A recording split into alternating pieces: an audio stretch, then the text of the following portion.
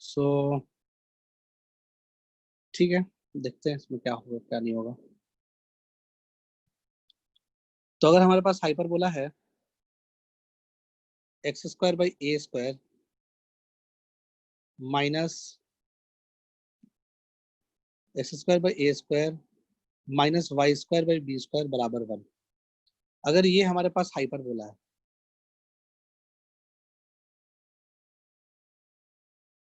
ठीक है, तो जो कॉन्जुगेट हाइपरबोला का क्वेश्चन होता है,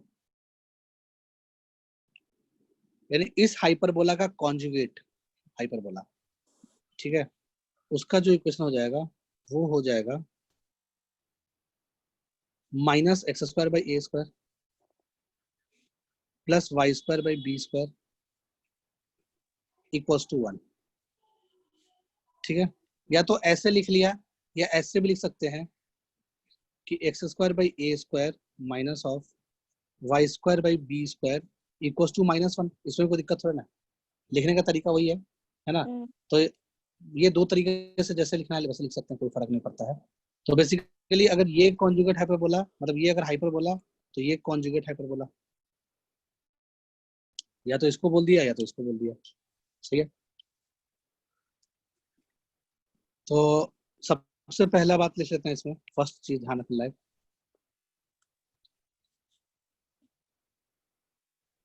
हाँ तो कौन देखो हाइपरबोला के लिए जो ट्रांसवर्स एक्सिस होता है, हाइपरबोला के लिए जो ट्रांसवर्स एक्सिस होता है वो कॉन्जुगेट हाइपरबोला के लिए सेम लाइन, एक मिनट इसको कैसे लिखूं मैं, हाइपरबोला के लिए जो ट्रांसवर्स एक्सिस है ना, तो ये चीज कहलाएगा क्या बन जाएगा, ये कॉन्जुगेट एक्सिस बन जाएगा किसके लिए, कॉन्जुगेट हाइपरबोला के लिए। पता नहीं हम कैसे इस बात को लिखें, सब समझ में आना चाहिए, है ना। ऐसे देते फोटो से समझ में आया तो ठीक है। यानी कि हाइपरबोला के लिए जो ट्रांसवर्स एक्सिस होता है, कॉन्जुगेट हाइपरबोला के लिए वो कॉन्जुगेट एक्सिस हो जाता है, ठीक है, वो लाइन, ओके। और जो कॉन्जुगेट एक्सिस होगा हाइपरबोला के लिए वो ट्रांसवर्स एक्सिस हो जाएगा कॉन्जुगेट हाइपरबोला के लिए।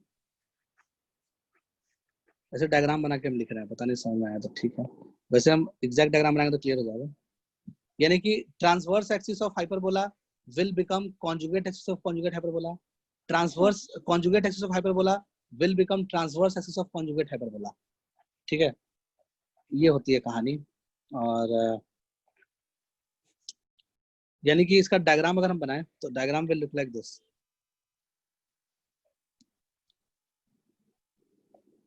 एक मिनट मिट कैसे जा रहा है,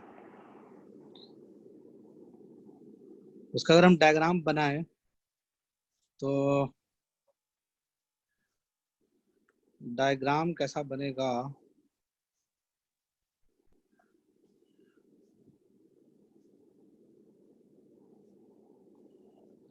इधर भी एक डायग्राम, इधर भी एक लाइन खींच लेते हैं।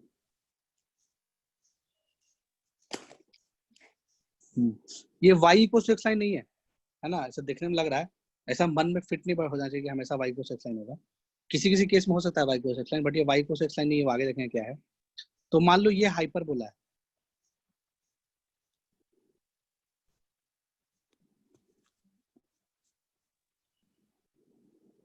मान लिया ये हाइपरबोला है, ठीक है, तो इस हाइपरबोला को जो कॉन्जुगेट हाइपरबोला होगा वो ऐसा होगा,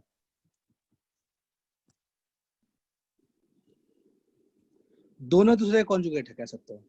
अगर ब्लैक वाले को हम हाइपरबोला बोल रहे हैं तो रेड वाले को कॉन्जुगेट हाइपरबोला बोल रहे हैं, अगर रेड वाले को हम हाइपरबोला बोल रहे हैं तो ब्लैक वाले को कॉन्जुगेट हाइपरबोला बोल रहे हैं। ब्लैक वाले का जो ट्रांसवर्स एक्सिस है वो रेड वाले का कॉन्जुगेट एक्सिस हो गया, ब्लैक वाले का जो कॉन्जुगेट एक्सिस है वो रेड वाले का ट्रांसवर्स एक्सिस हो गया। समझ में आया बात? हेलो, हाँ हाँ, अच्छा इतना बात जब समझ में आ ही गया, और क्या क्या ध्यान रखना है इसमें, इसको पॉइंट ए बोलते हैं और इसको पॉइंट ए डैश बोलते हैं, ठीक है, और ये बी पॉइंट था और नीचे वाला जो पॉइंट था इसको ब्लैक से लिख दिया ज्यादा समझ में, ये पॉइंट बी हो गया और नीचे वाला पॉइंट को बी डैश बोल दिया, ठीक है, ये कहानी हो गया, बिल्कुल सही है। यहाँ तक तो कोई समस्या नाम की चीज नहीं है, क्लियर है। हाँ, अब रही बात एसिम्प्टोट की।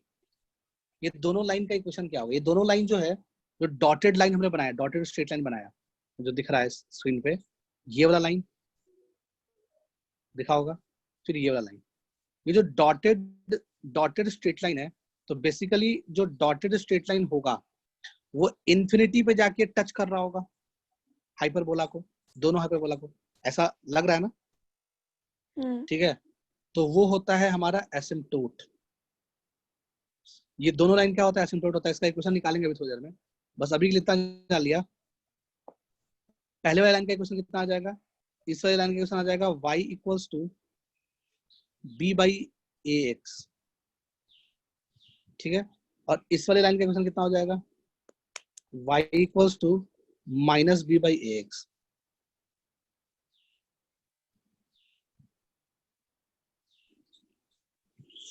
ये एसिम्प्टोट का इक्वेशन होता है, ठीक है।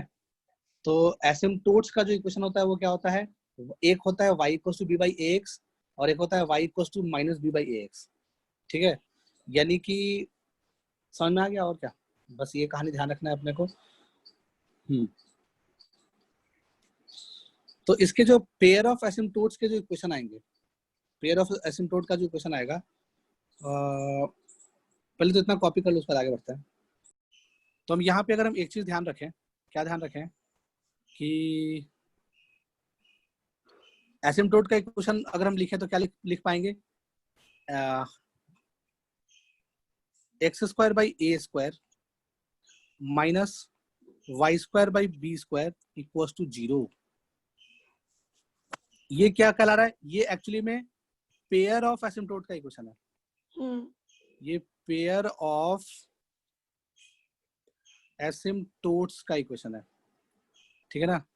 पेयर ऑफ एसिम्प्टोट का कंबाइंड इक्वेशन है, दोनों को मल्टीप्लाई कर लोगे दोनों इक्वेशन को तो यही मिलेगा। या इसको ऐसे भी लिख सकते हैं क्या? x by a plus y by b into x by a minus y by b बराबर 0, ठीक है। तो एक चीज जो ऑब्जर्व करने लायक है, सबसे बड़ा बात है ना, जो ऑब्जर्व करने लायक बात है वो ये है कि हाइपरबोला का वेरिएबल पार्ट ये है ना, कॉन्जुगेट हाइपरबोला का वेरिएबल पार्ट ये है, पेयर ऑफ एसिम्प्टोट का वेरिएबल पार्ट ये है। आया क्या समझ में बात? तीनों सेम है,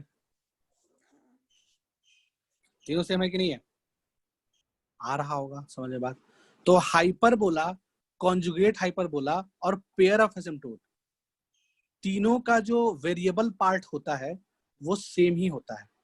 तीनों का जो वेरिएबल पार्ट होता है वो सेम ही होता है, ठीक है। तो यहाँ नोट करके अगला पॉइंट लिख लेते हैं। यहाँ पे नोट करके एक अच्छा पॉइंट लिख लिया। अच्छा, पहला तो ये लिख लो, hyperbola and conjugate hyperbola share same pair of asymptote. दोनों का सेम पेयर ऑफ एसिम्प्टोट होता है, सेम पेयर ऑफ एसिम्प्टोट। तो हाइपरबोला हो चाहे कॉन्जुगेट हाइपरबोला हो, दोनों का जो पेयर ऑफ एसिम्प्टोट होता है वो सेम ही होता है। सेम ही दोनों लाइन हो गया, दोनों का पेयर ऑफ एसिम्प्टोट, ठीक है। ओके, और नेक्स्ट, इसी में और नेक्स्ट पॉइंट क्या लिख सकते हैं? नेक्स्ट पॉइंट एक और लिख सकते हैं, the equation of hyperbola, conjugate hyperbola and pair of asymptote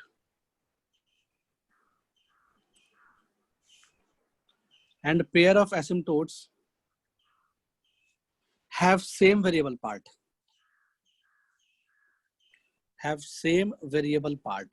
यानी कि तीनों का इक्वेशन में फर्क किस बात कराएगा? have same variable part। तो चाहे हाइपरबोला हो, चाहे कॉन्जुगेट हाइपरबोला हो, चाहे पेयर ऑफ एसिम्प्टोट हो, तीनों का वेरिएबल पार्ट सेम होगा, है ना। तो they differ only in constant, है ना, उनका कांस्टेंट अलग अलग हो सकता है। They differ only in constant, तो वो सिर्फ कांस्टेंट में उनका बदलाव होता है, कांस्टेंट में चीजें अलग अलग होती है। और कांस्टेंट में भी खासियत है, कांस्टेंट में क्या खासियत है, अभी हमने क्या ऑब्जर्व किया कि x square by a square minus y square by b square की वैल्यू 1। फिर पेयर ऑफ एसिम्प्टोट का इक्वेशन कितना आया था, x square by a square minus y square by b square बराबर 0। एंड थर्ड थिंग क्या आया था, x square by a square minus y square by b square बराबर 1। ठीक है, अब ध्यान से देखना, अपने को क्लियरली दिख रहा है कि ये हाइपरबोला है, ये पेयर ऑफ एसिम्प्टोट है, और ये कॉन्जुगेट हाइपरबोला है। सर वो तीनों का चाहिए ना, हाँ -1 लिखेंगे यहाँ पे। हाँ, तीनों का वेरिएबल पार्ट सेम, हेलो, तीनों का वेरिएबल पार्ट सेम है ना। ये डिफर किस में कर रहा है, तो कांस्टेंट टर्म तीनों में अलग अलग होता है। और कांस्टेंट टर्म में भी एक खासियत क्या होती है कि हाइपरबोला का कांस्टेंट टर्म, ठीक है, यानी कि constant term of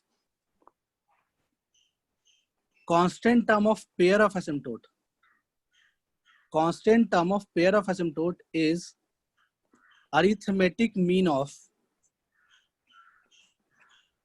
constant of hyperbola and conjugate hyperbola। तो हाइपरबोला और कॉन्जुगेट हाइपरबोला, हाइपरबोला और कॉन्जुगेट हाइपरबोला में जो कांस्टेंट टर्म्स हैं, है ना, उनका अरिथमेटिक मीन निकाल लो, और वो पेयर ऑफ एसिम्प्टोट के कांस्टेंट टर्म, मतलब वो पेयर ऑफ एसिम्प्टोट का कांस्टेंट टर्म हो जाता है।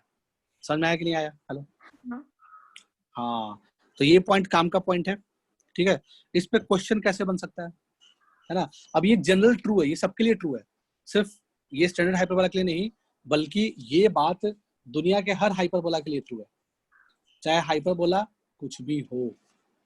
ठीक है ना, तो चलो इस पे थोड़ा सा काम कर लिया जाए, एक क्वेश्चन कर लेते हैं इस पर।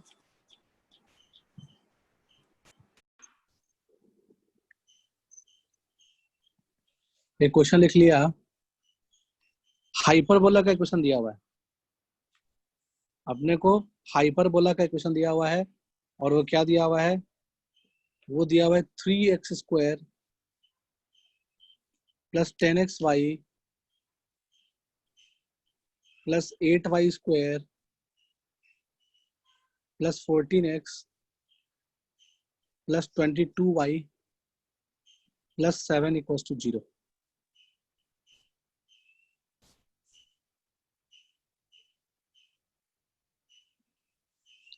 अगर हाइपरबोला का ये इक्वेशन दिया हुआ है तो बाकी इक्वेशन निकालना है, किसका निकालना है, कॉन्जुगेट हाइपरबोला का इक्वेशन निकालना है, और पेयर ऑफ एसिम्प्टोट्स का इक्वेशन निकालना है। कैसे निकालेंगे,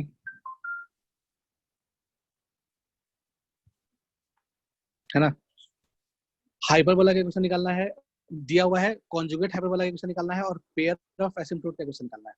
ठीक है, तो इसको चाहे तो हम ऐसे लिख सकते हैं, इतना बराबर 7, ऐसे लिख सकते हैं ना। ठीक है, तो अपने को पता है कि जो कॉन्जुगेट हाइपरबोला होगा उसका वेरिएबल पार्ट सेम ही होगा, है ना, ये कुछ अलग हो जाएगा तो मान लो इसको लैम्डा बोल दिए। ठीक है, फिर पेयर ऑफ एसिम्प्टोट होगा, उसका वेरिएबल पार्ट सेम ही होगा, बस ये बदल जाएगा तो उसको म्यू बोल दिया, ऐसा कर सकते हैं। ठीक है ना, यानी कि सिर्फ कांस्टेंट टर्म सबका अलग होता है, बाकी वेरिएबल पार्ट सेम होता है एग्जैक्टली। तो सबका वेरिएबल पार्ट को सेम कर दिया, कांस्टेंट टर्म बाकी दोनों का हम अलग अलग मान लिए, सपोज अलग अलग मान लिए, तो यहाँ से हम एक काम कर सकते हैं, क्या कर सकते हैं, जो 7 प्लस म्यू, अच्छा सॉरी, हाइपरबोला और कॉन्जुगेट हाइपरबोला का जो मीन होता है वो होता है म्यू, तो इसका मतलब कि 7 plus lambda by 2 is equals to mu. Hello, 7 plus lambda by 2 is equals to mu, सही है ना, ऐसा लिख सकते हैं, कोई दिक्कत नहीं है। तो सबको एक ही वेरिएबल के टर्म्स में लिख सकते हैं चाहे तो, यहाँ से म्यू निकल सकता है। चलो अब म्यू निकालने के लिए क्या करें, एक तो ये अपने को इन्फॉर्मेशन मिल गया, अब दूसरा इन्फॉर्मेशन क्या मिल गया कि ये इस इक्वेशन में ए का काम कौन कर रहा है, 3, 2h यानी h का काम कौन कर रहा है 5, फिर उसके बाद b का काम कौन कर रहा है 8, फिर उसके बाद g का काम कौन कर रहा है 2gx, तो g का काम कर रहा है कौन 7, ठीक है 2fy ये होता है ना, तो f का काम कौन कर रहा है 11, समझ में आ रहा है बात। तो हम पेयर ऑफ एसिम्प्टोट की कहानी देख रहे हैं, यानी कि ये 3x square plus 10xy plus 8y square plus 14x plus 22y आया होगा, है ना। अगर हम लेफ्ट में ले जाएं तो माइनस म्यू आ गया होगा, हाँ माइनस म्यू बराबर 0, ठीक है। तो कांस्टेंट का काम कौन कर रहा है माइनस म्यू, सी का काम कौन कर रहा है माइनस म्यू। तो ए पता है, बी पता है, एच पता है, जी पता है, एफ पता है और सी वेरिएबल है, कोई बात नहीं, सी वेरिएबल है, वेरिएबल है। अब इतना तो श्योर पता है कि पेयर ऑफ एसिम्प्टोट क्या होता है, पेयर ऑफ स्ट्रेट लाइन होता है। तो पेयर ऑफ स्ट्रेट लाइन का लैम्डा 0 होता है, मतलब डेल्टा 0 होता है। तो डेल्टा यानी कि क्या ए बी सी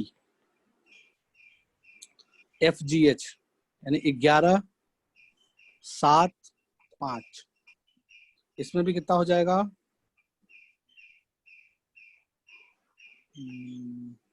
11 7 5,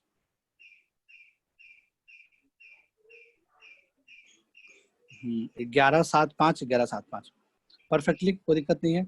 अब इसका जो इसको जब सॉल्व करोगे, है ना, तो तुम्हें यहाँ से म्यू निकल जाएगा क्या, हाँ ठीक है, यहाँ से म्यू निकल जाएगा और आई थिंक म्यू की वैल्यू -15 आ रहा है, करके देखो तो -15 में सेट कर रहा है, जो भी है तरीका सीख लो।